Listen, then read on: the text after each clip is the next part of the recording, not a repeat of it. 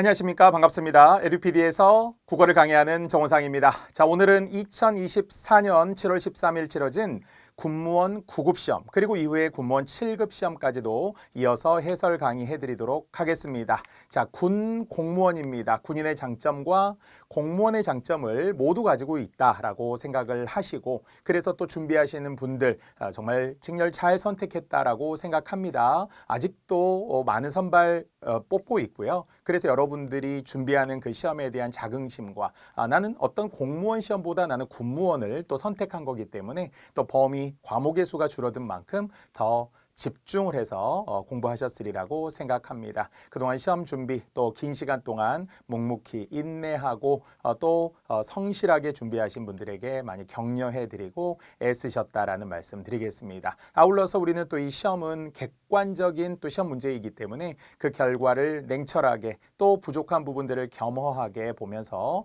또 다음 시험을 준비하시는 분들도 있을 거고요. 또 이제 새로 도전하시는 분들도 있을 거고 또 정말 좋은 결과를 통해서 필기에 합격할 가능성이 높고 또 면접 그래서 최종 합격을 기대하시는 분들도 있을 텐데요. 그 귀한 시간들 절대 아깝지 않도록 지금부터 꼼꼼하게 해설 강의 해드리도록 하겠습니다. 자, 누군가는 소망하고 누군가는 이루어낸다라는 말로 제가 시작을 하는데요. 우리는 정말 단순한 경험만으로 끝내서도 안 되고 물론 그 경험도 소중하죠. 쌓이면. 하지만 그것을 결과적으로 마침내 파이널리 끝끝내 결국 이루어내기를 바라면서 그 소망하는 것 플러스 알파 그 다음은 꼭 결과적으로 이루어내시기를 진심으로 또 기원해 보겠습니다. 자, 역시 어김없이 올해도 저는 시험장에 나갔고요. 이번에는 육군 시험이었어요. 9급의 육군 군무원 채용 필기 시험장이었던 건국대학교 시험장에 갔습니다. 상허연구관이라는 곳에서 시험을 치르더군요. 역시 많은 학생분들이 그날 날씨가 좋았어요. 좀 덥기도 했고요. 그래서 많은 학생분들이 이렇게 입구를 향해서 들어가는 모습들을 보면서 언제나 마음속으로 격려하고 정말 응원하고 우리 많은 학생분들이 정말 합격하시기를 진심으로 기원하면서 또 시험장까지 저도 가서 응원하고 왔습니다.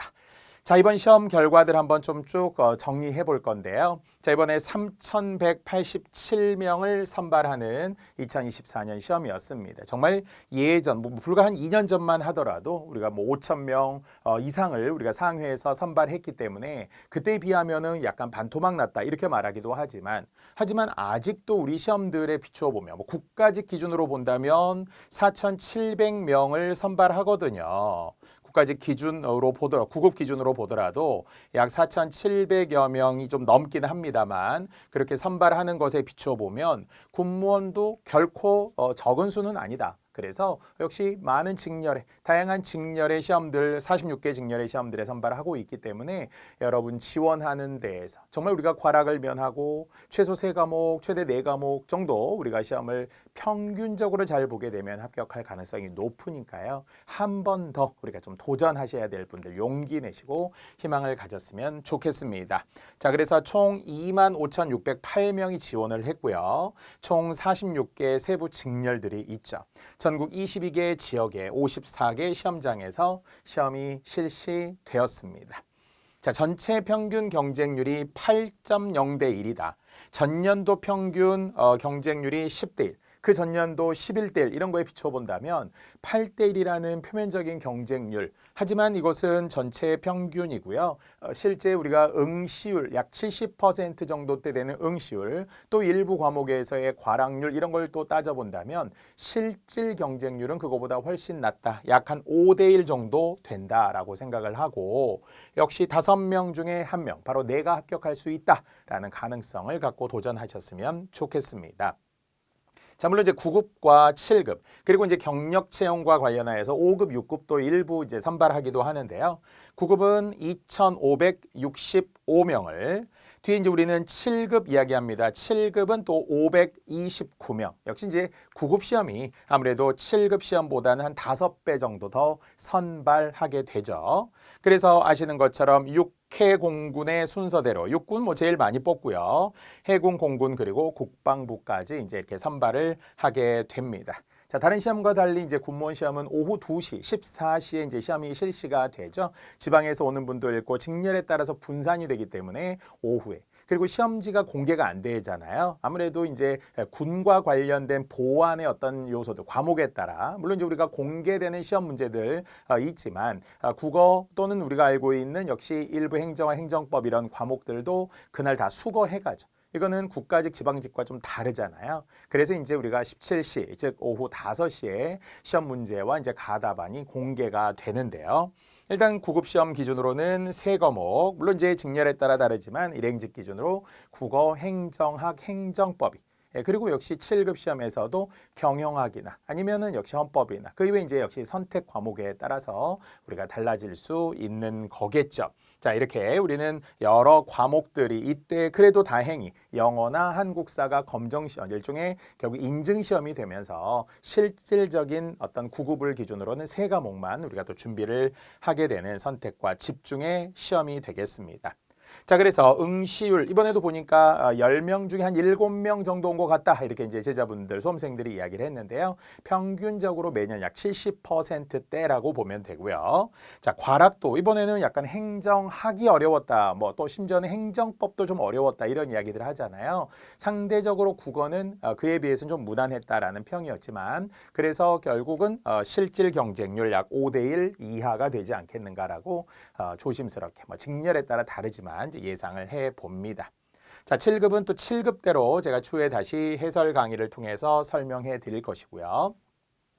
자, 그래서 추후에도 마찬가지예요. 이 선발 인원에 대해 예민합니다. 지원자도 뭐 과거 우리가 한 6만 명까지 넘어서기도 했던 시절에 비춰본다면 지금은 2만 5천 명 정도니까 역시 절반 정도.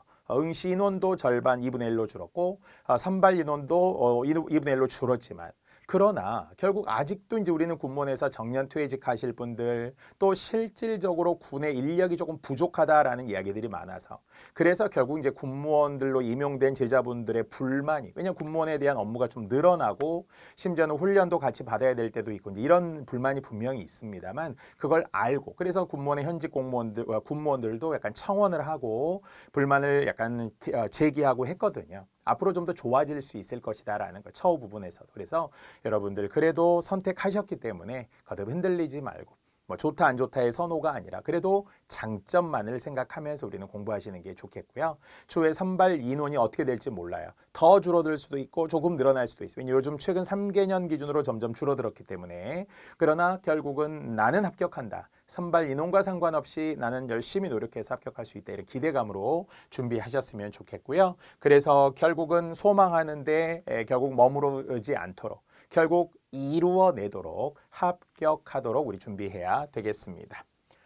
자, 그래서 역시 이번 시험 이야기 했는데요. 이제 전년과 비교했을 때 선발 인원이 줄었다라는 것, 응시 인원도 줄었다라는 이야기를 하려고 하는 거고요.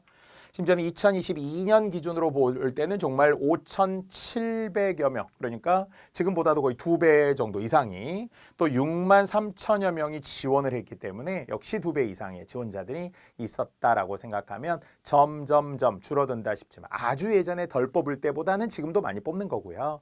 한동안 우리가 많이 뽑았기 때문에 그래서 이제 그것에 비추어 보아서 좀 줄어든 것처럼 보이지만 이제는 준비할 뿐만 준비한다 이렇게 생각하면서 또 대비하면 되겠습니다.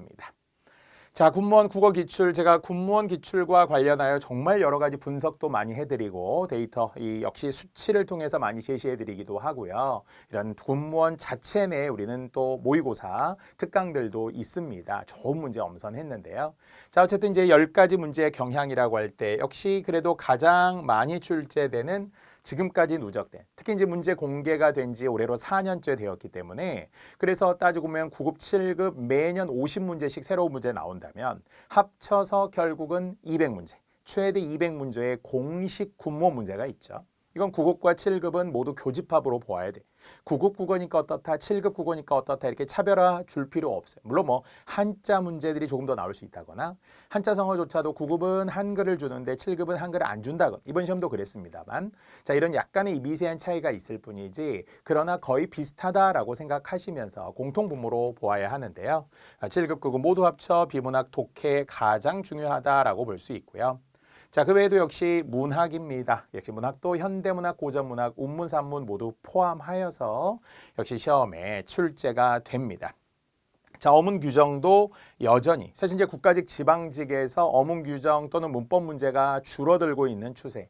비문학 독해 논리 추론 문제가 강화되고 특히 이제 2025년부터는 전체적인 출제 기조가 이제 변화가 되는데 군무원은 그대로 갔다라는 거예요. 이번 시험에도 어김없이 어문 규정이 상당히 많이 나왔기 때문에 군무원 시험 준비하시는 분들은 어문 규정 절대 소홀히 해서는 안 됩니다. 자, 문법도 마찬가지고요. 9급, 7급 생각해 보면은 이번 시험에서도 모두 나올 만한 문제들이 나왔다. 단어의 형성법, 합성어, 파생어 중 통사적 합성어를 물었던 7급 문제나 문장 성분 또는 품사 뭐 여전히 우리가 다 예상 가능한 문제들이잖아요. 9급에서 부사 관련 문제, 7급에서 능동 역시 우리는 피동과 관련된 문제, 문법 문제들도 여전히 중요하게 활용되고 있다라는 것. 넓은 의미의 우리는 또 역시 문법이라고 하는 것 자체가 언어와 매체, 수능에서도 계속 중요하거든요. 언매라는 영역을 통해서. 그래서 역시 문법도 중요합니다. 자, 또 군무원은 어휘에 대한 중요성이 있죠. 이번에도 살천스럽다, 고요 문제 포함하여서 출제되었고요. 또는 한자어와 관련된 이번에는 도급 문제, 전년도에는 표기 문제 이렇게 출제되었던 것처럼 여전히 고요 한자어의 어휘 문제, 또 사전의 의미를 항상 좀 확인하는 기본에 충실한 문제 이런 것들 군무원 좋아합니다. 자, 그래서 이제 한자까지도 이제 포함하여야 되기 때문에 표기냐 도금이냐 이렇게 된 거잖아요. 자, 그래서 역시 지사, 물론 우리는 이제 의사, 이렇게 우리가 하면서 역시 한자 포함하여서 뜻지자와 생각사자를 이제 구별하는 문제, 이런 것들이 도금으로 활용되었지만 표기와 도금 활용해야 되고요. 한자성어도 역시 이번에 시험에도 당연히 9급, 7급 모두 출제되었습니다. 예상 가능한 부분인데요. 자, 그 외에도 어법 한 문제, 쓰기 한 문제. 물론 어법은 이번에 9급 기준으로 두 문제, 쓰기 한 문제 나왔으니까요. 역시 중요했다라고 할 수 있고요. 자, 토론과 토의, 속담. 물론 약간 관용적 표현, 속담까지는 아니었지만 관용적인 표현들이 포함되어 있었던 9급의 비문학 소개 문제도 있었습니다. 자, 대화, 고전문법, 언어와 국어, 의문의 변동. 역시 7급에는 의문의 변동 문제가 또 출제되기도 했었죠. 자, 이렇게 결과적으로 전범위를 준비하시고 그 전범위 준비에 대해서 결코 소홀함이 없어야 된다. 뭐 빼고 이번에 안 나올 거야. 국가직 안 나왔어. 그러냐. 군무원도 안 나올 거야. 이렇게 생각하시면 안 된다는 거예요.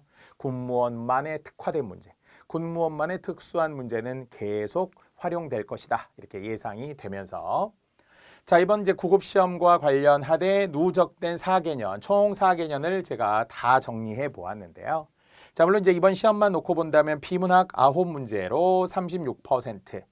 자, 그리고 이번에 어문 규정이 역시 군무원은 특유한 어문 규정이 꾸준히 잘 나오고 있었다라고 봐야 되겠죠. 우리는 이미 4대 어문 규정, 어문 규범이라고 이제 이야기하고 있습니다만 한글 맞춤법 57항.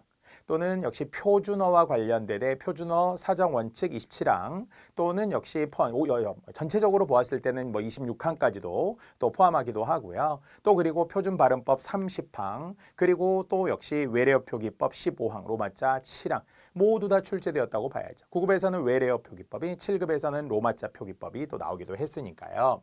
자, 이런 형태들로도 역시 중요하다라고 볼 수 있으며 또 문학도 역시 3문제. 물론 이제 전년도의 7문제에 비해서는 좀 적게 나오긴 했지만 국가직 지방직 보더라도 비문학이 8문제, 문학이 4문제 이런 평균적으로 나오는 추세와 비문학 문학의 비중은 대체로 비슷하다. 문학만 너무 많이 나와도 안 되는 거고요. 3문제 또는 4문제, 많이 나오면 5문제도 가능하겠죠. 4문제, 5문제가 이렇게 평균적으로 문학이 출제가 되었고요. 자, 문법도 거의 고정되어 있잖아요. 3문제 또는 2문제 정도로. 자, 어법이 이번에 2문제. 기존에 안 나왔던 어법, 문장 간의 관계라든지 또 역시 문장에서의 우리가 역시 호응 관계 이런 것들을 따져보는 것들 이런 게 어법 문제로 우리가 확인할 수 있고요. 자, 어휘, 한자성어, 한자 쓰기 역시 골고루 출제되는 한문제들의 영역도 있습니다. 공식적으로는 이제 속담 문제는 나오지 않았지만 원래 이제 공무원이 또 속담도 좋아하는 편이긴 하고요. 자, 그러나 어쨌든 결론적으로 중요한 건 중요하다. 많이 나오는 것은 우리는 빅3라고 해도 좋을 정도 2문제씩 포함하더라도 정말 잘 나오는 영역은 대체로 그렇게 있다라는 것을 우리는 알 수 있죠. 반면에 그렇다고 우리는 합격을 위해 중요한 거 뭐 문학만, 비문학만 뭐 이럴 수는 없잖아요. 왜? 결국은 골고루. 나머지 부분들에서도 결국 이렇게 한두 문제씩 계속 꾸준히 다양한 영역, 최대치로 말하면 한 10가지 영역, 10가지 영역 안에서 결국은 골고루 출제되고 있다라고 생각하셔서 성실한 정말 회독을, 그리고 중요한 것은 더 집중을 물론 해야 되겠지만 뭔가를 빼놓고 마지막까지 의문을 가졌던 분들이 있거든요. 쌤 한자 나올까요? 요즘 한자 잘 안 나오던데요. 이런 분들이 있다고요. 군무원은 계속 나온다는 거죠. 군무원은 한자 빠진 적이 없어요. 한자 성어 요즘에 잘 안 나오던데요. 한자 성어 무조건 나온다. 이렇게 생각하면서 다음 시험에도 이 형태가 유지될 것으로 예상이 됩니다. 자, 물론 이제 7급은 뒤에 7급 해설 때 또 이야기해 드리겠지만 비슷하대 차이. 7급은 이상하게 문학을 좀 많이 주는 편이에요. 아까 우리가 9급 기준으로 본다면은 정말 3문제. 물론 4, 5문제 정도 나올 수는 있다 생각은 하지만 7문제, 8문제는 사실 너무 많은 편 아닌가요, 문학이? 자, 어문 규정도 6문제, 비문학이 조금 적죠. 물론 8문제, 6문제 이렇게 나오던 때 비춰본다면 아까 우리 9급 기준으로 본다면은 8문제, 9문제 정도. 그렇죠? 8문제, 9문제 정도 나오는 게 평균이라고 봐야 되는데 4문제밖에 안 나왔어요. 이번 시험은 그렇습니다. 다음에는 더 나올 거예요. 문학은 좀 줄어들 거라고 저는 예상합니다. 자, 그러나 나머지들 문법, 어휘, 그리고 한자성어, 의문론, 속담, 어법. 근데 놀랍게 이번에 7급은 한자가 원래 중요하다 이런 인식이 있는데 매년 우리는 최소한 문제 2문제까지 나왔던 거에 비춰보면 한자가 안 나왔어요. 7급에서는. 9급에서는 이제 출제가 되었고요. 쓰기 영역도 9급에서는 나왔는데요. 7급은 나오지 않았어요. 자, 이렇게 9급과 7급이 미세한 차이는 있지만 전 범위에 대한 것. 역시 최대 한 10가지, 11가지 정도 영역으로 보더라도 이렇게 출제되는 거는 대체로 비슷하긴 해요. 다만 문학과 비문학 이게 약간 달라질 때가 있었다라는 것이고요. 그러나 어문 규정이나 문법, 어휘 이런 것들은 계속 다 중요합니다. 그래서 이제 여러분들이 혹시라도 9급을 준비하셨던 분들이라면은 당일에 치러졌던 7급 시험도 꼭 한번 정말 시험 보듯이 풀어보시면서 추후 제 해설 보시기 바랍니다. 그냥 혼자서 채점하고 혼자서 결론을 내지 마시고요. 해설 강의와 함께 보셔야 이거에서 파생될 수 있는 다음 거. 이거와 비슷한 이걸 우리가 찾을 수 있어요. 그런 게 굉장히 겸손함과 성실함이라고 생각해요. 너무 쉬 실망해도 안 되고 막 단정하듯이 해설 강의는 시간이 아깝다? 전혀 그렇지 않습니다. 해설 강의가 정말 중요하거든요. 그래서 잘 보시기 바랍니다. 자, 그래서 이야기했던 것처럼 최근 결국 4개년 여기서 말하는 4개년이라는 것은 이제 문제가 공개된 해 시작이 되는 2020, 2021, 2022, 2023. 그래서 이제 정확하게는 2024년까지 포함하게 되는 거니까. 그래서 아까 우리 분석이 2021부터 지금 시작이 된 거잖아요. 2021, 2022, 2023, 2024가 되겠죠. 자, 그래서 이제 9급, 7급을 모두 합쳤을 때 역시 비문학의 비중이 가장 높았다라는 이야기입니다. 그러니까 200문제 중에 52문항이니까요. 딱 4분의 1 정도. 그렇죠. 50문항이면은 딱 4분의 1일 텐데 25%에서 1% 올라간 26%의 비중. 자, 문학도 역시 비중은 높죠. 거의 비슷할 정도로. 9급보다는 7급에서 문학이 좀 많이 나왔기 때문인데요. 47문항. 자, 어문 규정도 9급, 7급 가리지 않고 많이 나왔죠. 42문항이. 문법도 우리는 빅4라고까지 말한다면 문법까지 포함해서. 물론 이제 어휘의 영역이 넓기 때문에 때로는 이 어휘 안에 사전적 의미, 문맥적 의미, 고유어, 관용어, 순화어 이런 것들이 이제 다 포함되기 때문이고요. 반면 이 어휘에 안 들어있는 거 한자 영역은 아예 따로 뺐어요. 어휘 속의 한자이긴 하지만 한자의 특수성을 강조하기 위해서 한자, 포함하면 사실 엄청 많은 거죠. 포함하면 21문제가 되겠죠. 속담도 어휘에 또 포함될 수도 있잖아요. 그래서 어휘 결코 우리는 적당히 그냥 대충 눈으로 풀지 마시고요. 꼭 사전을 통해서, 앱을 통해서 사전, 그래서 정의, 예시 이런 것까지 같이 봐주시고요. 자, 그리고는 한자 성어도 결과적으로는 거의 모두 출제되었다고 볼 수 있겠죠. 우리는 4개년의 9급, 7급 합치면은 결국 8문항이 나와야 돼. 한 문제씩 한 문제씩 다 나온다고 치면 9문제니까 2문제 나올 때도 있었다는 거고요. 자, 그리고 속담도 은근 좋아한다 제가 이렇게 이야기했잖아요. 어법이 이번에 9급에서 2문제나 출제되면서 총 3문제가 그리고 쓰기 영역 2문항 의문론. 역시 의문론이라 하면 우리가 자음체계, 모음체계 이미 군무원 7급 시험에 출제된 바 있었던 그 자음체계 이야기. 그리고 이번 시험의 7급에는 또 의문의 변동과 관련된 교체, 축약, 탈락, 첨가의 종류를 우리가 구별하기도 했었고요. 또 표준 발음과도 관련되는 의문, 소리의 최소 단위 의문이기 때문에 더 아셔야 하겠죠. 자, 이렇게 해서 결과적으로 최대 200문제가 최대 7위에서 11위 제가 이렇게 써놓았습니다만 이렇게 나누었을 때 시험에 출제되었다는 거예요. 다만 예로부터 지금 4년 전, 물론 그 이전엔 나오던 유형인데 최근에 안 나오는 유형들이 있어요. 가장 대표적으로 고전 문법, 0%. 사실 지금도 질문하신 분들이 있어요. 선생님, 훈민정음 해야 되나요? 선생님, 중세국어 그거 좀 어렵던데. 참고로 수능 쪽에서는 여전히 최소 한 문제, 최대 2문제 출제됩니다. 이 형태도 나오고 종성법에 관한 종성부용, 조성, 팔종성법 이런 거 시험에 출제되거든요.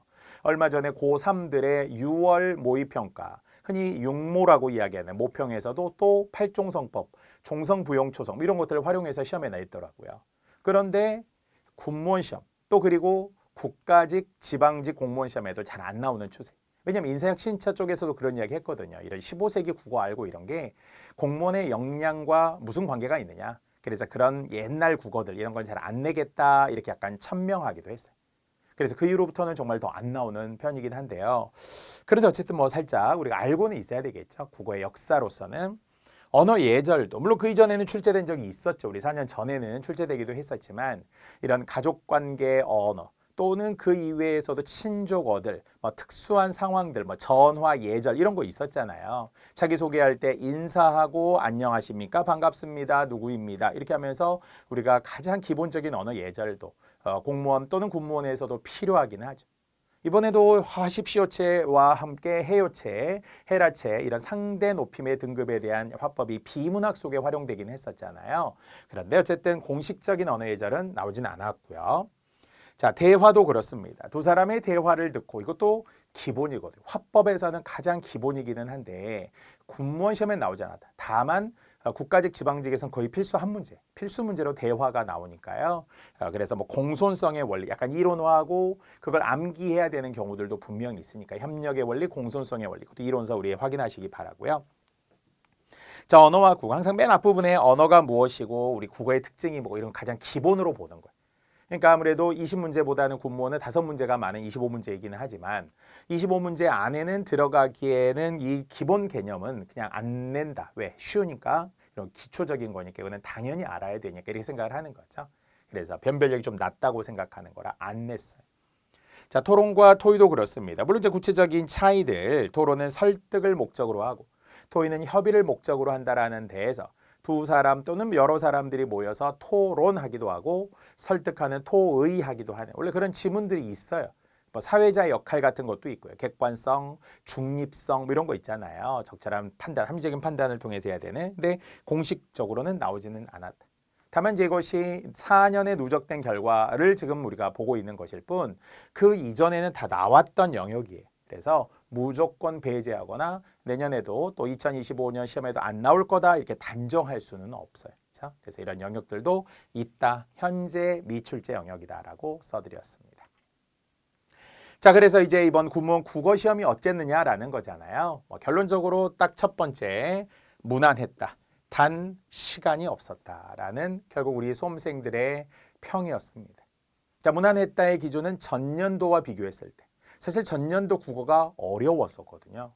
제 제자분들 중에서도 70점대였는데 결국 최종 합격하신 분도 있고 진짜 어려웠는데 92점 받아서 정말 전국에 몇 등, 전국 몇 등 했던 제자분도 있는데요.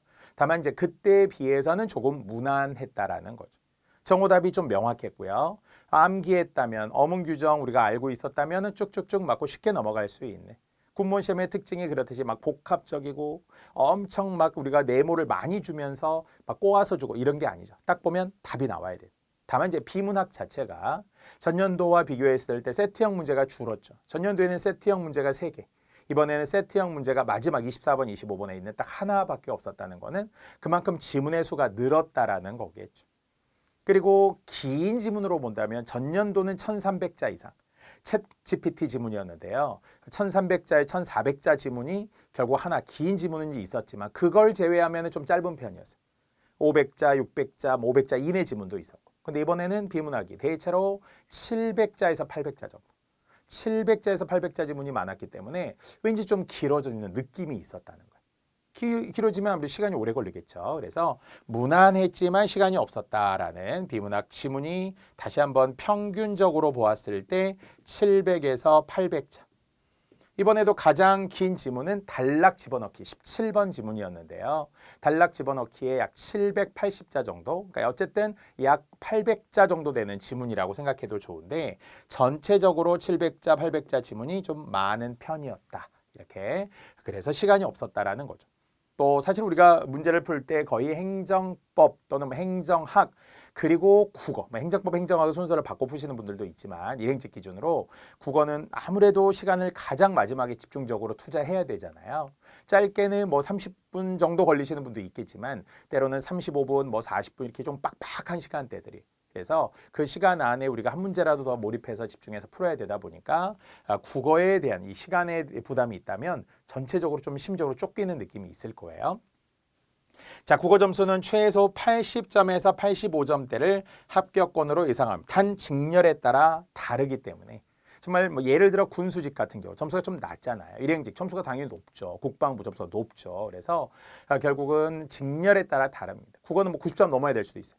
또 반대로 70점대인데 합격할 수도 있어요. 그렇죠? 근데 뭐 60점대 합격까지는 좀 기대하기는 어려울 것 같고요. 행정학, 행정법 또는 다른 과목들도 보아야 하겠지만 그래서 좀 폭넓게 저는 80에서 85점 정도대로 저는 보기도 했습니다. 그러면은 5개 이내에 뭐 경우에 따라서는 우리가 90점 전후라고 하더라도 2문제에서 3문제 정도. 그러니까 하나 틀려도 괜찮아요. 뭐 다 맞으면 정말 좋겠지만 그래서 강박보다는 열심히 해서 불안해하지 말고 배운 데서 나온다 이렇게 생각하면서 우리는 묵묵히 계속 전진해야 되겠죠. 자, 그래서 이번 시험 군무원이 군무원했다. 뭐 제가 역시 좋아하는 그런 이 해설에 대한 가장 기본적인 자주 나오는 쓰는 표현인데요. 군무원 시험이 결국은 군무원 시험답게 나왔다는 거예요. 특수성이라고 우리가 볼 수도 있겠죠. 그래서 암기 위주의 지식 문제, 특히 어문 규정 문제들이 많았고요. 다시 한번 문법 문제, 기본 어휘 문제 또 나올 만한 데서 나온 거예요. 이 문제가 왜 나왔지 이상하네 특이하네 이렇게 하는 것보다는 대체로 쭉 전 범위 내에서 골고루 사이에서 나왔다 이렇게 볼 수 있고요.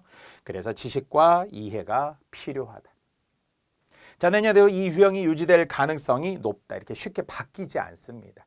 다만 2025년부터는 결국 인사혁신처에서 발표한 출제 기조의 변화로 결론적으로 추론 문제, 논증 문제, 이제는 뭐 한자 문제 안 나와, 한자 성어 안 나와 이건 이제 국가직 구급이 그렇고 지방직은 현재 기준으로 뭐 거기에 대한 이야기가 없어요. 지방직은 지방직대로 그대로 또 낼 것 같고요. 군무원은 군무원만의 특수한 문제라는 거예요.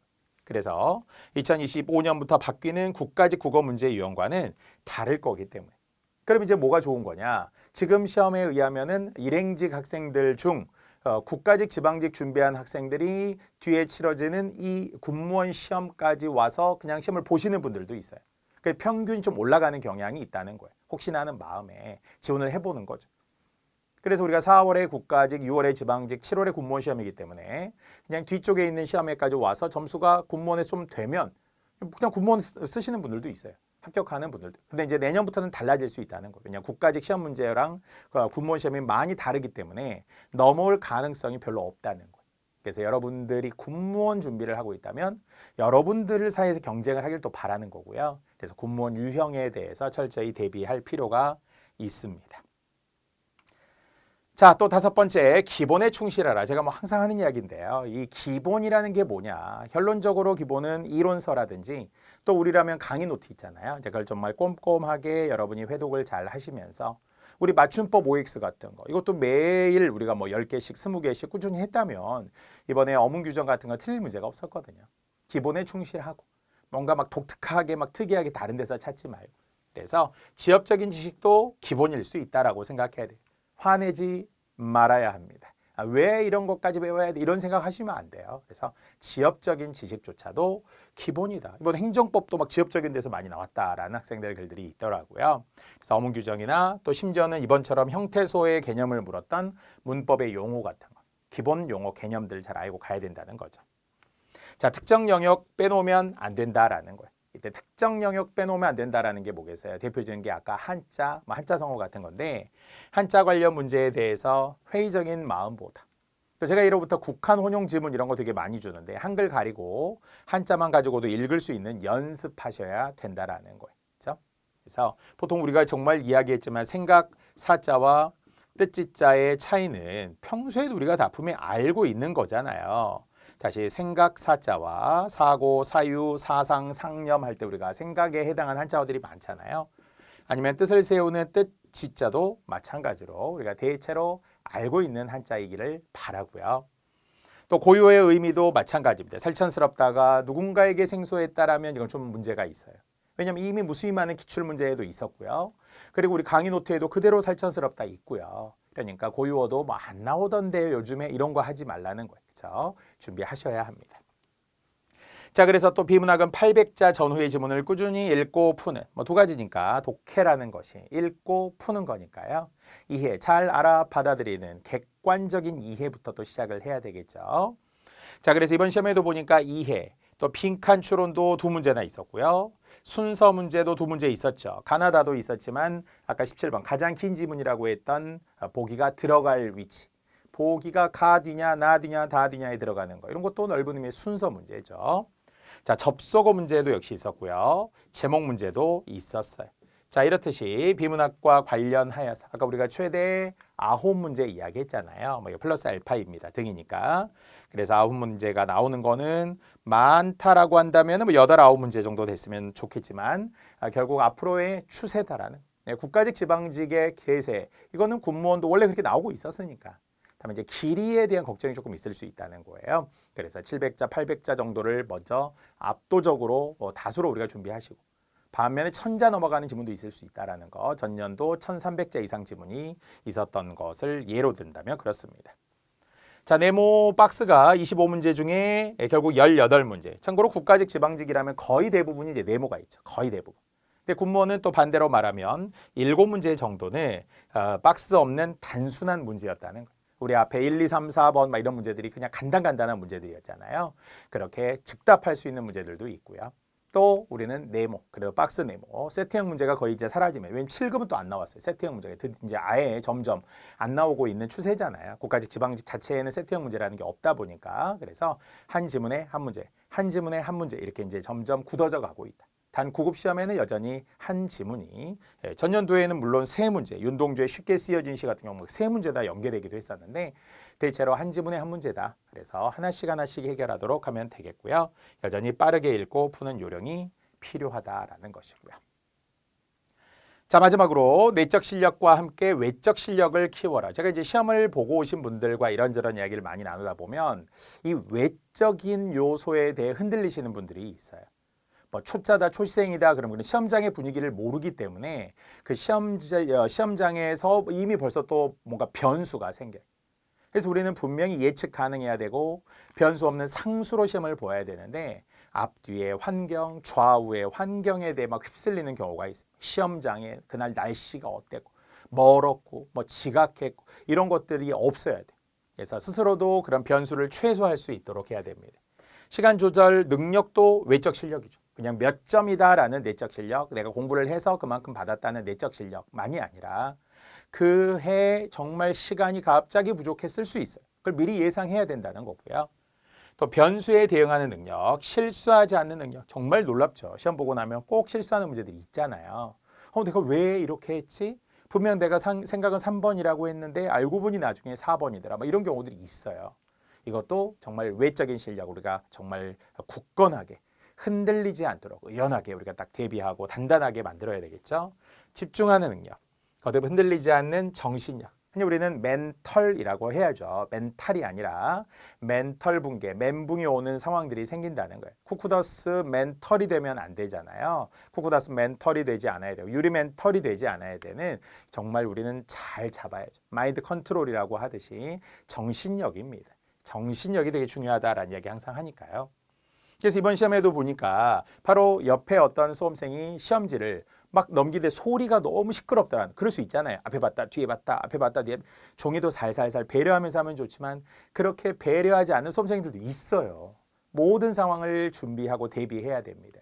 시계에 대한 상황들도 대비해야 됩니다. 또 뭐 시험지 크기도 우리가 보통 연습할 때는 주로 약간 작은 종이 A4 정도로 우리가 보지만 시험장에서는 A3, B4보다도 조금 큰 A3 시험지니까 글씨가 한눈에 안 들어올 수도 있어요. 글씨가 커서 좋을 수도 있지만 글씨가 약간 둥둥 떠다니는 느낌인 상황도 올 수 있다는 거예요. 자, 그런 것들에 대한 변수들도 미리미리 준비하시고요.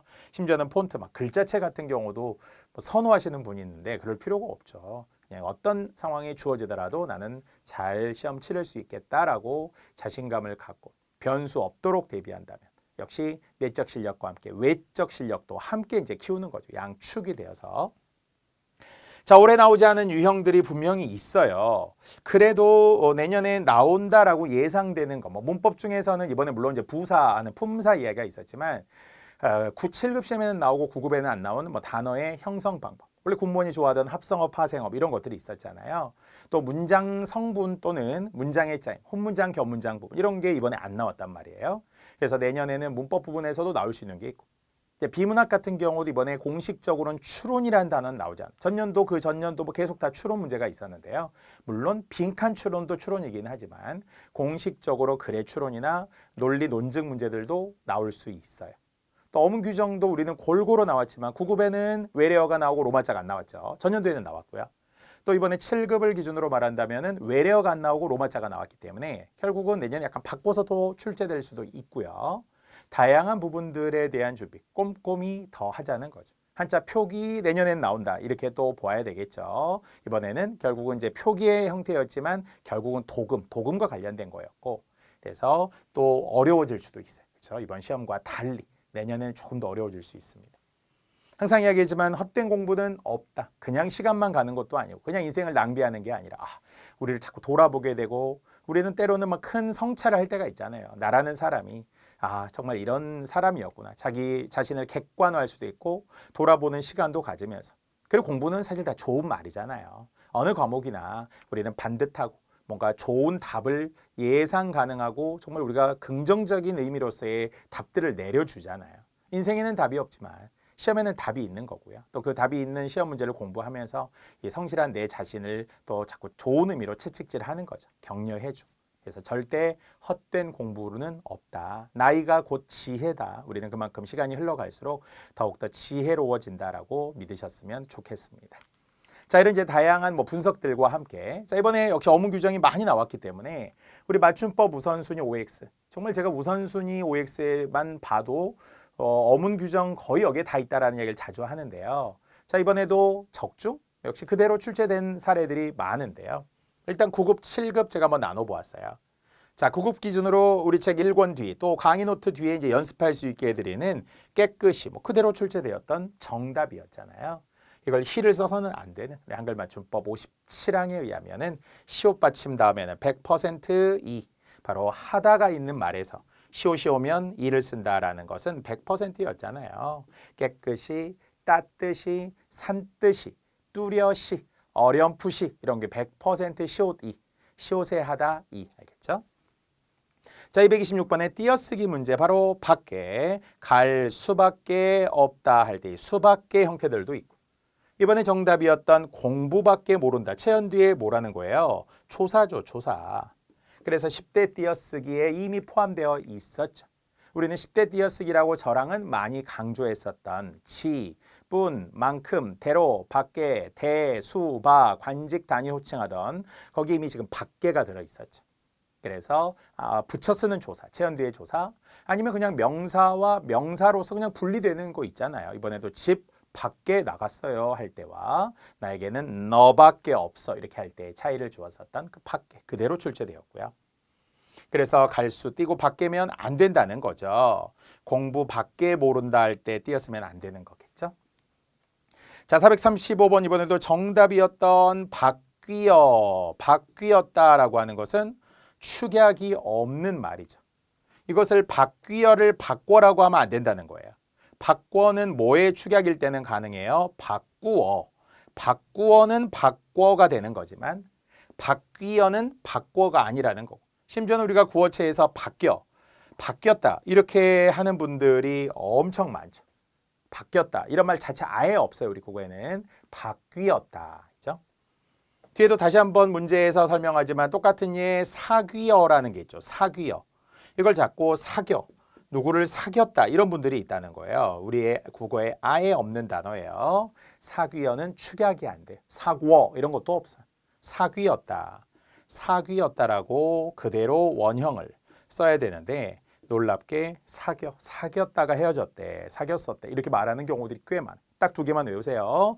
바뀌어, 사귀어는 축약이 안 된다. 알겠죠? 자, 그리고 외래어 표기법 역시 초콜릿, 슈퍼마켓. 이번에 정답이었던 메시지, 그리고 소시지 이런 거 우리 하잖아요. 자꾸 영어의 느낌은 메시지, 소시지 같아요. 근데 우리 외래어 표기법에 의하면 1의문은 1기호로 적게 되면서 메시지, 소시지. 알죠? 그래서 초콜릿도 안 되고 슈퍼마켓도 안 되고 심지어는 뭐 받침을 디귿, 티읕도 안 되는 거잖아요. 외래어의 받침과 관련된 것 우리는 다 알고 있습니다. 그래서 기억니은 리을, 미음, 비읍, 시옷, 이응이라는 역시 7개 표기로 적게 되었던 것들 우리 구별할 수 있어야 되고요. 자, 그래서 우리 그대로 맞춤법 우선순위 OX에 적중된 구급의 사례. 자, 또 이번에 디지털, 아날로그 이런 거 나왔는데요. 우리 598번에는 디지털이 있습니다. 디지털 이렇게 디지털이어야 되겠죠. 디지털이라고 쓰면 안 된다고. 아날로그 이런 거 안 된다는 거고요. 자, 또 표준 발음법도 젖먹이. 원래 이제 의문의 변동에 의하면 음절의 끝소리 디귿으로 갔다가 비음화, 젖먹이가 되는 건데 이걸 자꾸 미음처럼 젖먹이 이렇게 쓰면 안 된다는 거예요. 미음처럼 잘못된 양수노말, 신문, 뉴스페이퍼, 신문을 신문 이러면 안 되죠. 문법을 문법 이렇게 잘못된 미음을 붙이면 안 되는 거예요. 자, 역시 우리 겹받침의 발음 표준 발음법 10항 11항 이야기죠. 그래서 이것도 넓다, 리을 비읍은 리을로 발음하는 것이 원칙이었잖아요. 그 원칙에 해당하던 넓다, 넓고, 넓게, 얇다, 얇고, 얇게, 짧다, 짧고, 짧게 이런 것들이 우리가 다 예상하는 리을 비읍은 리을로 발음하는 원칙. 물론 예외도 있었어요. 밥다 같은 거. 넓적하다, 넓죽하다, 넓둥글다 이거 예외들도 있었지만 넓다 이렇게 하면 안 되겠죠. 자, 이제는 끝틀의 대표적인 연음의 사례 우리 워낙 많이 했다. 이번 시험에는 끝으로가 나왔죠. 이걸 자꾸 잘못된 국외음화처럼 착각해서 끝을 끝으로 이렇게 하면 안 되겠죠. 이 밤에 끝을 잡고라고 했어요. 다시 끝을 끝에 끝에서 내 곁을 내 곁에 내 곁에서 이런 게 다 연음이어야 되는데 잘못된 국외음화를 통해 그래서 결국은 끝으로 내 곁에 이렇게 하면 안 된다는 거고요. 발음에도 깨끗이가 또 있었죠. 아까는 표기 때문에 나왔고 당연히 시옷에 있는 연음 발음인데 표기를 잘못했다면 깨끗이라고 잘못 발음할 수도 있겠죠. 깨끗이 씻는 거예요. 깨끗이 씻는 게 아닙니다. 이런 것도 결국은 9급의 적중이다 할 수 있고요. 7급도 으스대다 맞는데 의시대다라고 하면 안 되겠죠. 당연히 우리는 오와의 웬과 우어의 웬을 늘 구별하던 왠지 하나만 오와 나머지는 모두 우어의 웬. 웬일이니 웬일인지 웬만하면 웬만한 웬만큼 웬옷 웬신발 이런 거 웬돈 이런 건 다 우어의 웬이었고요. 자, 얄따라타도 아까 우리가 이야기했던 겹받침과 관련된 원형을 밝혀 적지 않는 것은 얄따라타, 짤따라타, 널찍하다 이런 거 있죠. 이런 것들이 모두 다 소리대로 되인 소리를 올려서 적어야죠. 겹받침 중 끝받침 발음이 나지 않는 것은 다음 소리를 올려서 되인 소리로 표기하는 거예요. 느낌은 얇다 같지만 다랏을 썼을 때는 얄따라타, 짤따라타, 널따라타, 널찍하다 이렇게 써야 한다라는 거죠. 물론 이제 원형을 밝혀서 적는 경우들도 있었고요. 기다라타 이런 것들, 리을은 탈락된 채 기다라타, 그렇죠? 국다라타 이런 것들은 다랏을 또 그대로 쓰기도 합니다. 자, 역시 이제는 띄어쓰기 9급 7급 뭐 다 출제되었지만 또다시 체언 뒤의 조사, 체언 뒤의 조사에 해당하는 뿐이죠. 우리 책에는 설수뿐이다. 이번 7급 시험에는 셋뿐이다가 나와서 하나, 둘, 셋 역시 수사잖아요. 그래서 체언 뒤에는 조사라서 붙이고 관형어 뒤에 뿌는 의존명사라서 띄어야 되는 통용. 여전히 10대 띄어쓰기 문제에서 9급, 7급 다 출제되었죠. 그래서 이렇게 띄었으면 안 된다는 겁니다. 자, 그리고 또 여태껏, 이제껏, 입대껏 기억하시죠? 것을 빼더라도 여태, 이제, 입대 모두 맞는 거고요. 하지만 유일한 방언 여지껏도 없지만 여지껏, 것을 빼도 여직 이러면 안 된다는 방언이죠. 물론 시골의 할머니 할아버지들은 이런 말 써. 여직 안 했느냐, 여직 멀었느냐 이렇게 하신 분들이 있는데요. 여직은 무조건 틀리다. 다시 한번 여태, 입대, 이제 것을 붙이든 안 붙이든 말이죠. 자, 421번도 붓의 뚜껑을 붓두껍이라고 하죠. 붓두껍. 붓의 뚜껑인데 붓뚜껑이라고 하지 않아요. 그렇죠? 그거는 다른 명사가 따로 존재하는 거예요. 자, 다시 한번 붓두껍, 붓두껍이라고 우리가 표기해야 되는 것도 다 우리 맞춤법 OX에 있습니다. 그 이외에도 직간접적으로 활용되는 경우들이 맞춤법 OX, 또 강의 노트 이런 정리된 자료들이 정말 많습니다. 오늘 또 사이사이에 제가 더 보여드리도록 할게요.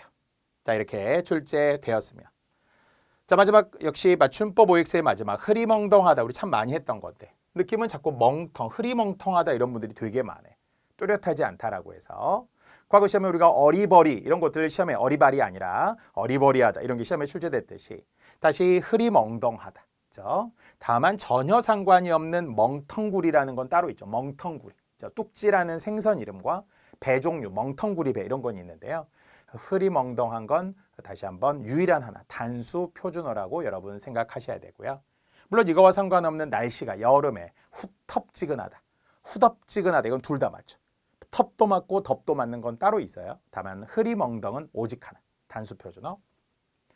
자, 그리고 이제 7급 시험에는 로마자 표기가 출제되었던 당연히 처음에 나오는 기억은 G로 우리가 바꾸기로 한 거죠. 발효가시안게임 88 올림픽을 앞두고 로마자 표기법을 이제 정비한 거예요. 그전에는 김포, 푸산, 톡토 이렇게 했다고 했잖아요. 지금은 실제 발음에 로마자 표기법은 결국은 표준 발음법에 따라 적는 것을 원칙으로 한다 이렇게 했으니까. 자, 남대문로가 고유명사일 경우 이게 무슨 이야기냐면 로가 들어가는 것이 길 이름인 거와 고유명사인 거를 구별하라는 거잖아요. 다만 길 이름일 때는 붙임표에 RO를 적어야 하는 건데 시험에는 바로 고유명사 을지로라든지 종로라든지 이미 과거 경찰직의 시험에 출제되었던 세종로라든지 이런 것들이 결국 그대로 발음에 따라 붙임표 없이 쓰는 거라서 남대문로 그러면은 니은으로 발음이 나니까 발음대로 쓰면 되겠죠. 남대문로. 이번 7급 시험에는 태평로가 나왔는데요. 이것도 고유명사인지 길 이름인지 어떻게 이런 게 아니고요. 만약에 길이었다면 붙임표에 RO를 써야 되겠죠. 근데 그게 아니니까 얘는 그냥 고유명사겠지 생각하면서 태평로 역시 비음화에 따라서 그대로 NO를 썼다는 거예요. 근데 만약에 말도 안 되지만 붙임표에 NO를 썼다. 무조건 틀리겠죠. 아니면 붙임표 없이 RO를 썼다. 그것도 안 되겠죠. 자, 이러니까 길 이름인지 고유명사인지에 대해 고민할 필요는 없다는 거고요. 여기에서 나오는 예로 보니까 붙임표 없는 RO가 아닌 이상 고유명사겠다. 을지로 그냥 쓰듯이. 종로 그냥 쓰듯이. 알겠죠? 자, 그래서 만약 여기에 붙임표 없이 RO 안 된다고 했어요. 붙임표 없이 RO 안 되겠죠. 자, 그래서 발음에 따라서 남대문로, 태평로가 되는 사례도 로마자 표기로 출제되었습니다. 자, 이렇게 이제 우리는 9급, 7급에 적중된 OX에서 활용된 사례를 또 소개해드리면서 이제는 기출해설 본격적으로 들어가겠습니다. 제가 항상 이 분석할 때까지 시간이 좀 오래 걸리고요. 또 그래서 시험이 끝나자마자 정말 저도 막 밤을 새워가면서 빨리빨리 전체적으로 다 분석을 하면서 여러분에게 좀 안내해드리는 지금 상황이라서 이제 실질적으로는 지금부터 들어가고요. 자, 해설 고난도 있다는 거예요. 물론 이제 고난도는 개인 차이가 있기 때문에 정말 누군가는 쉬웠는데도 여기에 있을 수도 있어요. 저도 이걸 고난도로 설정하면서 물론 이제 우리 학생분들이 많이 틀렸던 걸 중심으로 하고 있습니다만 그게 개인 차이일 수도 있고요. 보편적으로 어려웠을 수도 있다는 걸 좀 감안하시고 다만 내가 틀린 문제는 고난도와 상관없이 다음에 무조건 맞아야 된다 이렇게 생각하고 또 이런 걸 또 틀릴 수도 있겠구나. 왜 아까 내적인 요소도 있지만 글씨가 잘 안 보이기도 하고 약간 실수를 유발하고 착각을 유발하는 것도 있어요. 그렇죠? 그런 것들도 고난도로 봅니다. 자, 이번에 문법의 3번 형태소의 개념을 물었죠. 사실 저랑은 우리 지금 이 에듀피디의 강의 중에서는 인문특강이라는 게 있죠. 그 인문특강 때 제가 계속 개념, 국어의 최소 단위 5가지 이런 거 엄청 강조하잖아요. 그래서 원래 우리가 작게 나누었을 때 가장 최소 단위가 뭐라고 했어요? 음운이라고 했어요. 음운은 소리의 최소 단위. 음운이 모여서 음절, 글자의 최소 단위가 되죠. 자, 그리고 글자들이 모여서 바로 이제 의미의 최소 단위 형태소가 만들어지게 되고 자립성의 최소 단위 단어가 있고 그리고 띄어쓰기의 최소단위 바로 어절이 있으며 완결성의 최소단위 문장이 있죠. 이런 식으로 우리가 최소 단위를 나눠놓고 보니까 한 5가지 정도가 되는데 이번에는 형태소, 바로 뜻을 가진 가장 작은 말, 개념 중요하다는 거고요. 자, 어휘의 고유와 아까 살천스럽다 이런 거 했잖아요. 그래서 글자 안에 힌트 쌀쌀 맞다. 그렇게 살천스러우니까 주변에 사람이 없지, 친구가 없지 이런 거 있죠. 약간 이런 단어로서의 살천스럽다. 반대는 살갑다 이런 거 있었거든요. 살갑다. 당연히 들어봤잖아요. 곰살갑다, 곰살궂다, 살갑다 다 똑같은 말. 뭔가 친절하고 다정할 때. 그럴 때 우리는 참 살갑게 사람을 대한다라고 하죠. 같은 살이지만 하나는 좋은 거고 하나는 안 좋은 거. 이렇게 제가 설명하기도 했어요. 강의 노트에 그대로 있습니다. 자, 10번에 보고서의 목차 위치. 사실 넓게 보면 이게 이제 개요 작성의 위치를 묻는 거예요. 위치 나올 때마다 항상 시작은 현황, 문제점, 원인, 해결 방안 이런 거 위치 잘 확인해야 되는 거죠. 탑골공원이 지금 중요한 게 아니었던 10번 문제도 있었고요. 자, 12번 아까 이야기했던 것처럼 생각사자와 뜻지자 구별하는 한자의 표기 문제가 나왔고요. 다음에는 이제 도금이 나올 거예요. 워낙 도금이 자주 나오니까요. 자, 17번 가장 긴 지문 780자 정도, 정확하게는 781자 정도 되던데 780자 정도 되는 가장 긴 지문에 단락이 들어갈 위치. 물론 꼬리와 머리가 만나야 되고요. 반복되는 키워드가 있어야 하고요. 일반화, 구체화의 관계도 확인해야 되고요. 심지어는 그 앞에 단락도 그 뒤에 단락도 같이 봐야죠. 그래서 그 연결고리가 있는지를 따지면 되는 문제. 길이가 길다 보니까 좀 고민하셨던 분들이 있었을 수 있어요. 자, 마지막 23번. 그렇게 보면 이번에 비문학이 2문제. 나머지는 문법, 어휘, 쓰기 한자 이렇게 골고루 좀 고난도 문제들이 지금 구성이 되었다라고 볼 수 있고요. 23번도 글의 내용, 이해와 관련해. 특히 거시사, 미시사 이거 있었잖아요. 당연히 우리가 거시적, 미시적이라고 하듯이 역사를 보더라도 크게 거창하게 보는 건 거시적이고 민중의 이야기 세부적으로 작게 쪼개는 것은 미시사라고 이야기하겠죠. 이 두 개의 개념의 차이 2가지를 잘 이해했어야 합니다. 자, 이런 고난도 문제들도 우리가 이제 확인해 보면서 또 집중해서 이런 문제들은 더 설명해 드리도록 할게요.